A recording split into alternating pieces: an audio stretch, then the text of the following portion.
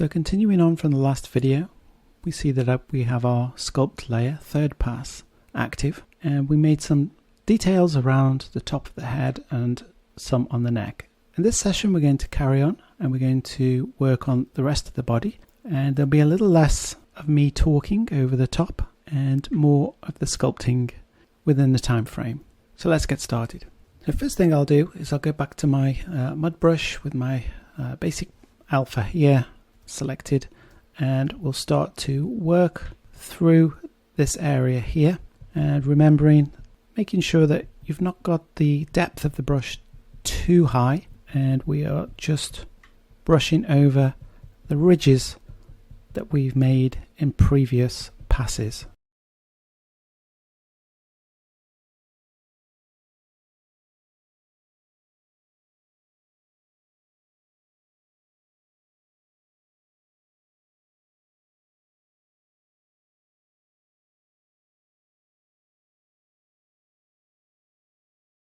As we move from one area to the other, we just tie these together with these overlaps. It's almost like a gradient if you use a program like Photoshop, where you have a gradient from, let's say, black to white, and in the middle you have a grey area where it dissolves from one of those to the other. And these are a little bit like that. These are like these transitions from one area to another.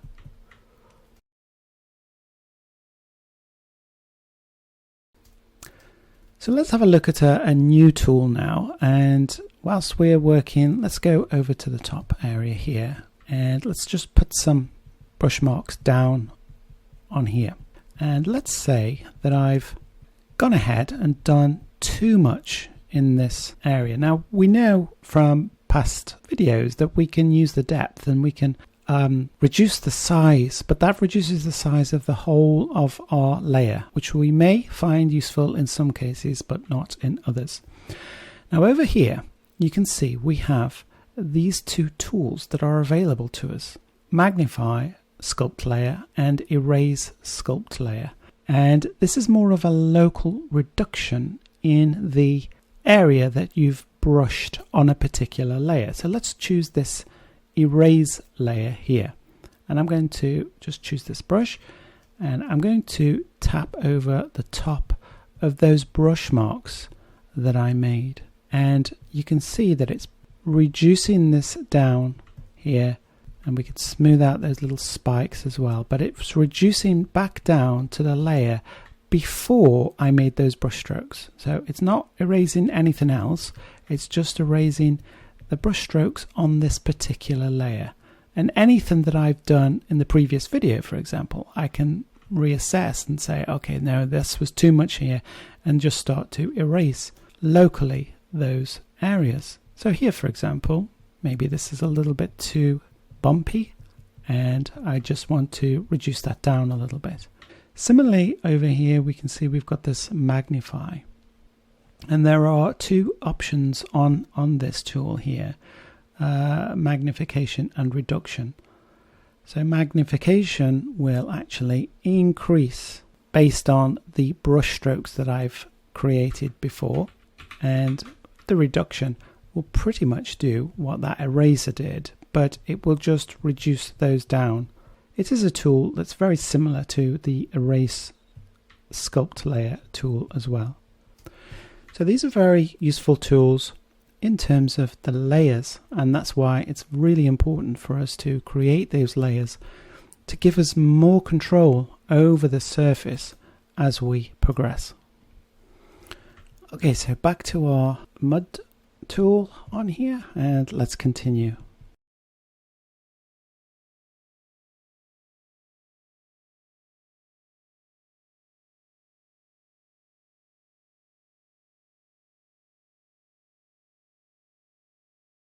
In the previous video I mentioned this area here as feeling rather lumpy and bulky compared to our reference here, so I'm just going to remove a little bit of this bulkiness around here. So let's use this tool as we've been talking about it. Just kind of reduce those down.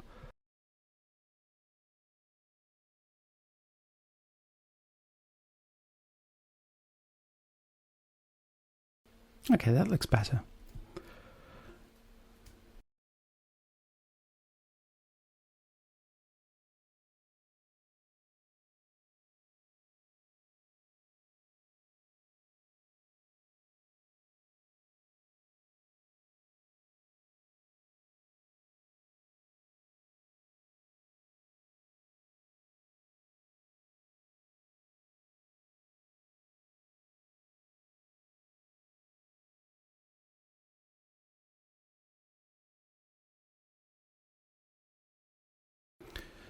Because this area down here on the hands and forearms is like very sort of small area, I'll probably leave this until I get to the paint room in terms of detail and sculpting normal map information directly onto these areas.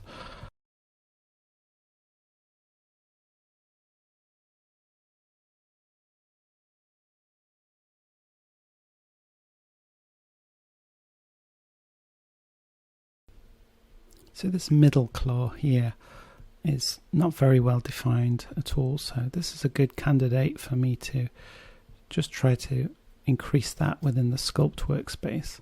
You can see that the transition between the actual skin and the claw itself is not there at the moment, so that's what I'm doing here, is just pulling that transition, making it a little bit more obvious.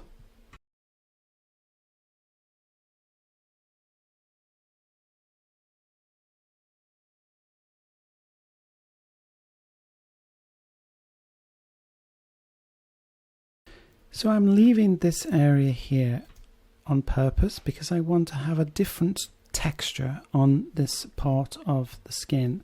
The same will be on here as well, and the tongue, etc. We haven't really paid much attention to the interior of the mouth cavity yet, but we will come back to that.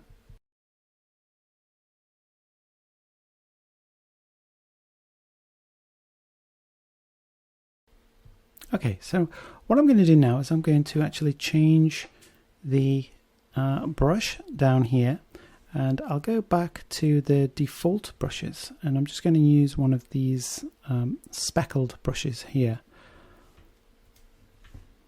Maybe this one.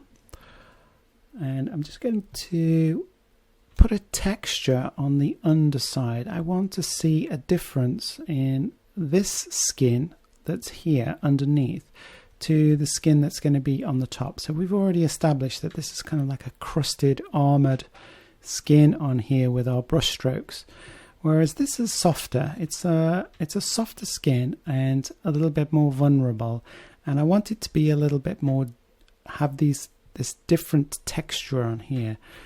So you can see that my mud brush isn't allowing me to work with this, so I need to pick another brush on here. So let's have a look at some other ones on here. Whoops, go back to my brush, and you can see that this one now on the extrude brush allows me to use these alphas down here, these brushes, and I'm just tapping the surface here because I just want to bring in these little dots and this different texture onto the underside of it. Now this is something that we could possibly do inside the paint room, but I just want to get the bigger dots at the very least into this sculpt space as well. Just work those in here. It's probably a good thing as well to turn off symmetry for these sort of things, because you do get this repeating on this. You can definitely see that. So let's just undo that, and let's just temporarily just turn off our symmetry just so we can cross over that line.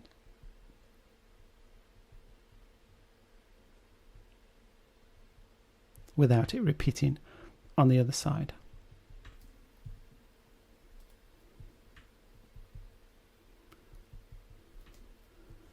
I'm doing these quite large at the moment. You can always just reduce them down and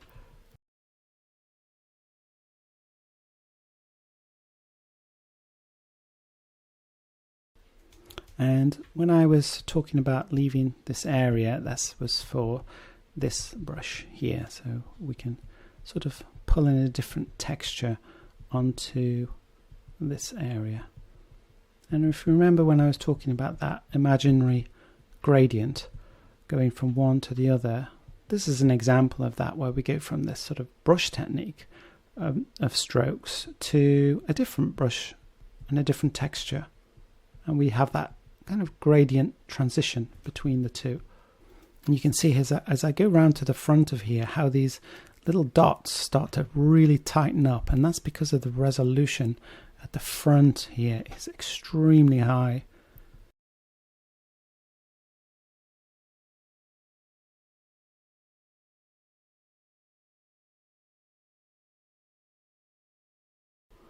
And of course we've got the tongue here, and we can drop these onto the tongue. Just bring back the symmetry on here, and now I can just do both at the same time and just add some texture onto this tongue.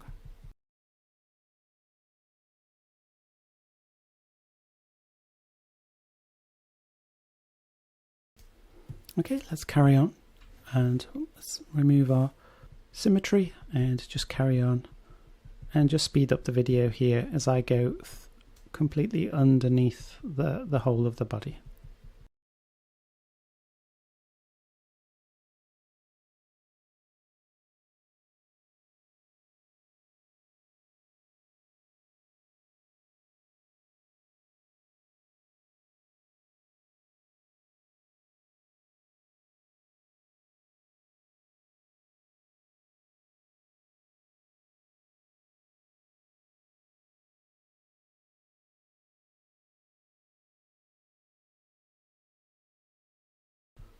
So here I'm basically trying to use this texture down the center line, just so I don't get that repeating symmetry line showing, and I'll continue to work down the center line without symmetry, and then bring the symmetry back when I go further away from that center line.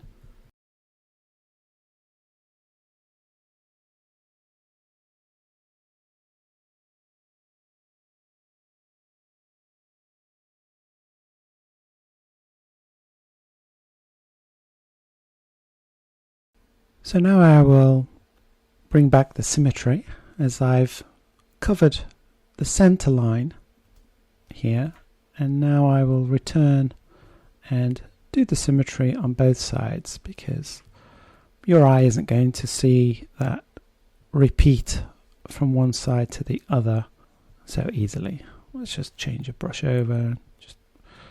We can use any of these alphas whilst we're using this extrude brush, and we can just mix it up a little bit more.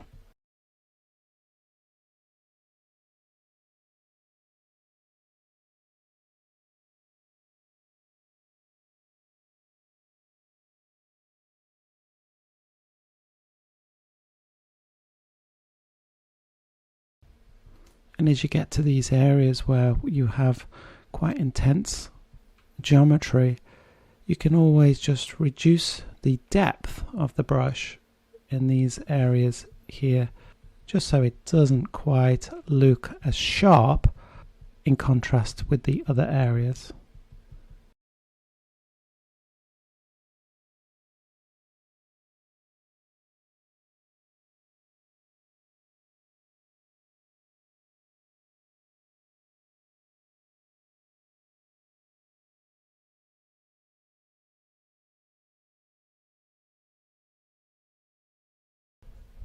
So my brush action at the moment is really a light press with, and just really scribbling around on the surface here.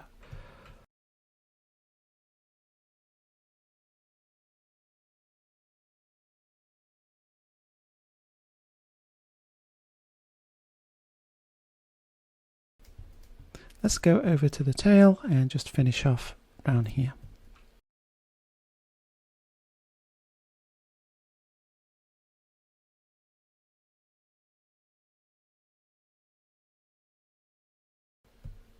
Bring a a little bit more of this around the torso here.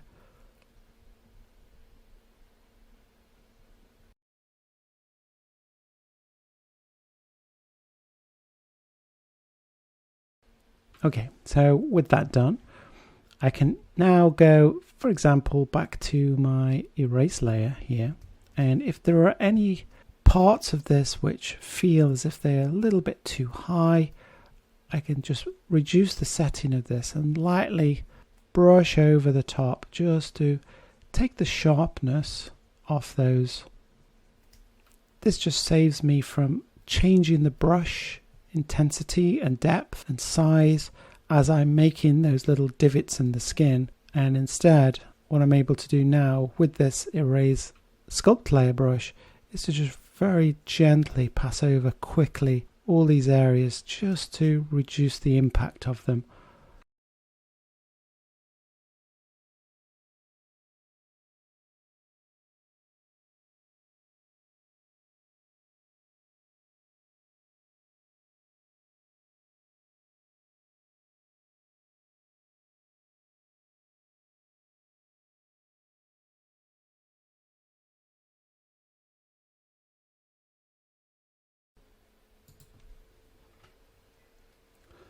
So let's change the tool again, and this time I'm going to move on to the pinch brush, and I'm going to change the brush down here to this alpha, and let's have a look now at using this tool.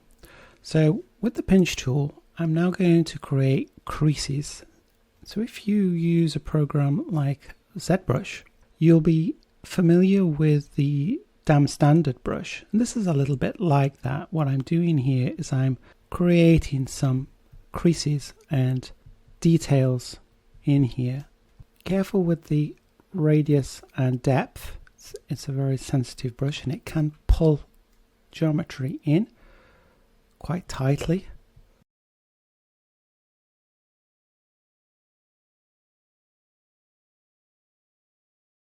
I'm not going to do too much on this because, again, it's one of those things that I can do in the paint room, and I can create some sort of creases and micro details inside the paint room.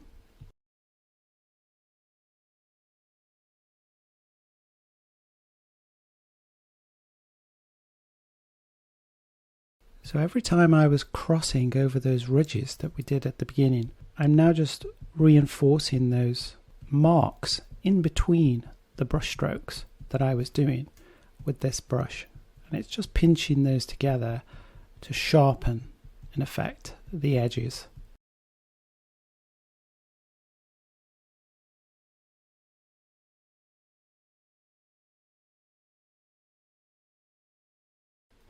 And of course you can increase the depth here and go in, and just be mindful that you do need to soften them out afterwards.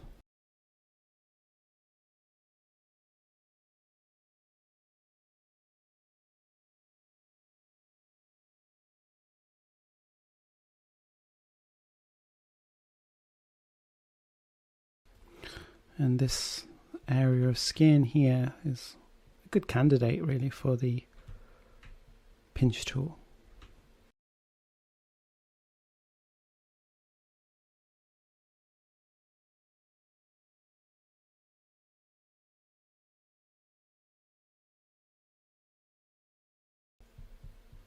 I'm just using it here, for example, as just a quick sketch to sketch out the interior of the mouth. It's not really a very important part as far as I'm concerned, but I'm just using it to sort of sketch some sort of inner mouth detail.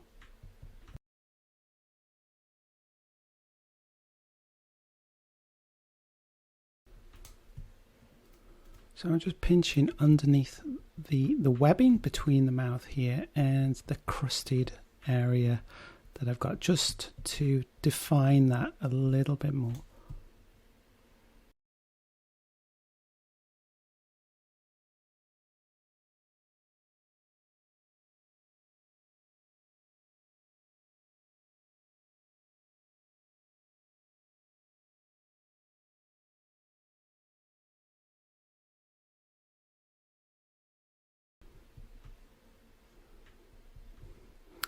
And if you remember when we were back in the modeling workspace and we were modeling around that, we were being very careful in that room to create loops around joints like the legs and the arms. And generally speaking, when it comes to sculpting, you'll be following those loops around. Those loops were there for a reason because of the way the joints articulate.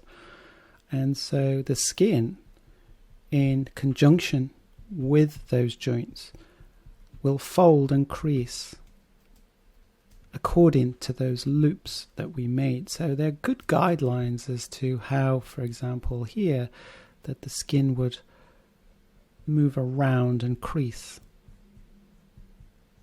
that particular joint.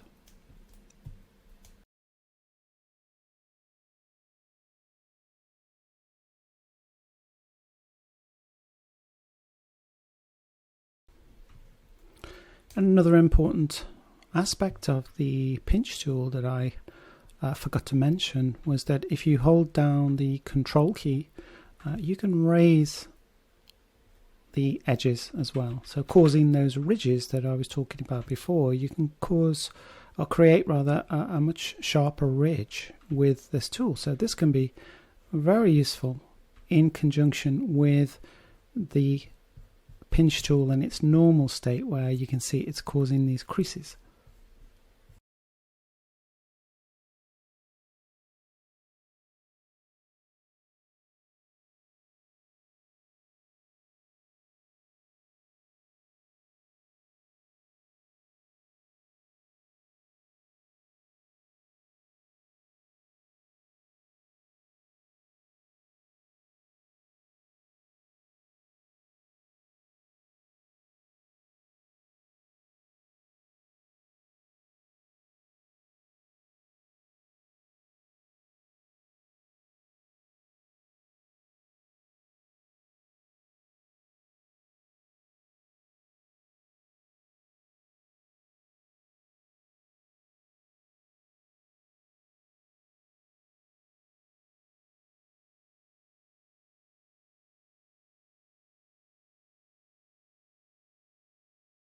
So we'll continue to just make these marks over the top of the surface here. Again, where we have these intersection points, we can really emphasize those. Kind of design on the fly as well with our brush stroke if we need to.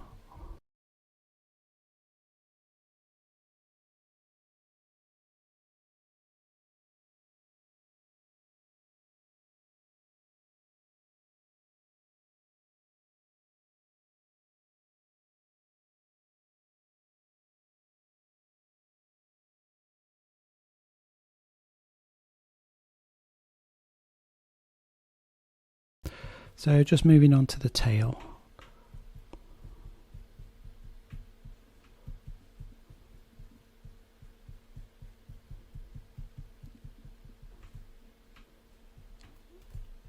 And that should be enough for the tail. Let's go over the top. Add a couple more creases, only because we got those creases on the reference, so we'll play along with that. And that should be okay for there. Let's just move down the leg a little bit further here.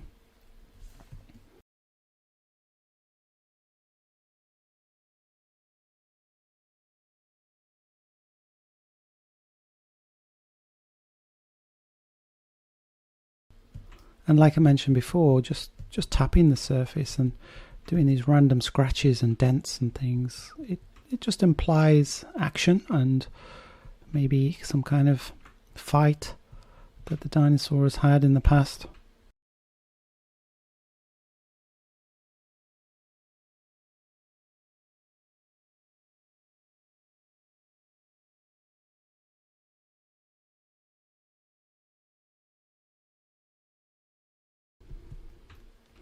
So this area down here, I think it's got a little bit too many folds and creases on it. So I'm not going to go into that much detail, but that's enough. We've got these creases here where this would flex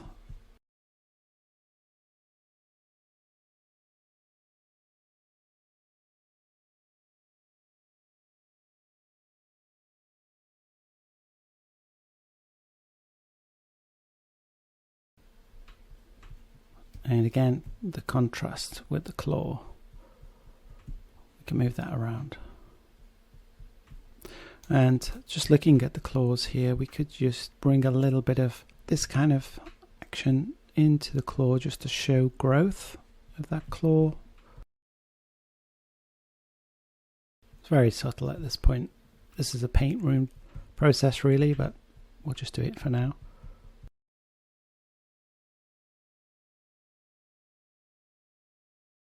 Okay, so let's just continue on the toe.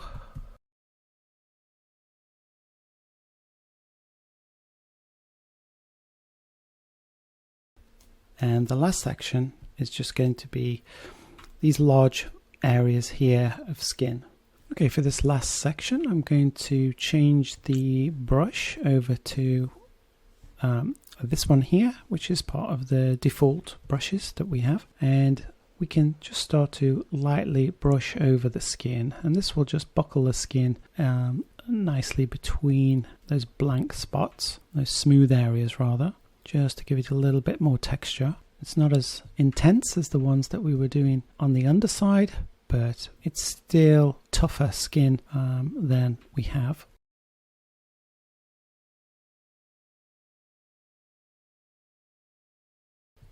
So just tapping the surface here.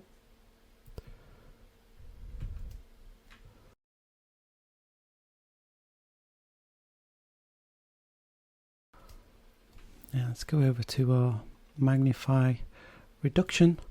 Just remove those and break that up a little bit more with the reduction brush.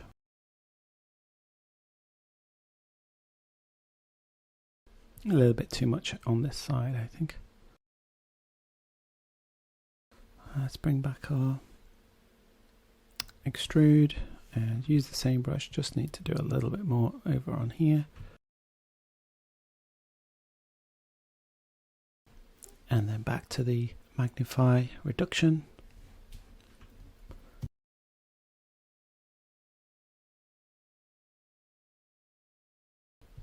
So just finally, let's jump back over to the mud tool and bring back our basic brush here. Let's just work on, let's bring a bit more depth, and let's just work on these a little bit more just to bring this together. It's a little bit underdeveloped on the back.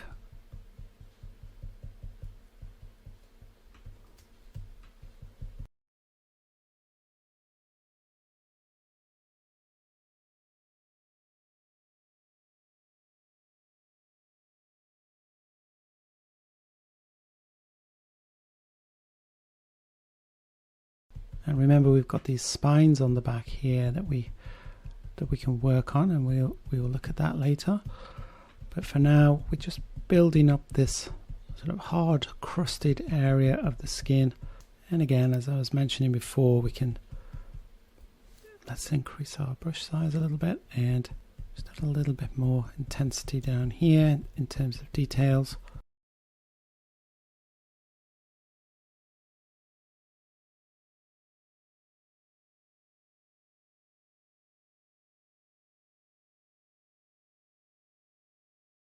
The extrude brush again, and I'm going to go over to this option here and just use a circle here, and let's bring the intensity up, place some of these little lumps on here now.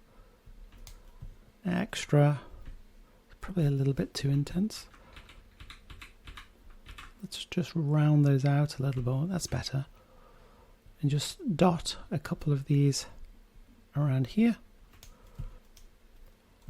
Probably a little bit too many, I'll just reduce those down.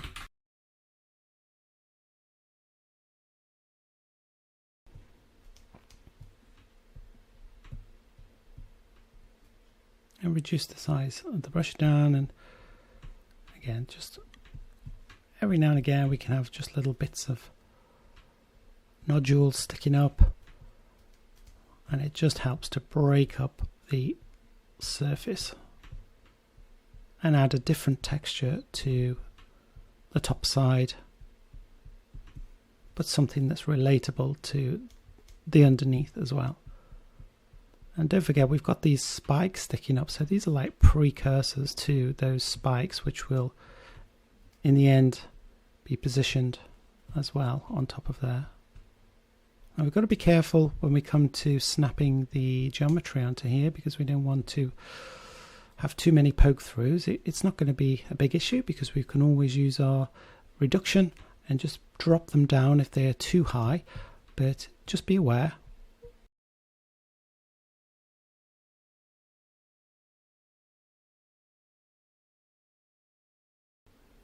Okay, so in the next video we'll carry on, still on the third pass, and we will continue to add more details to our model.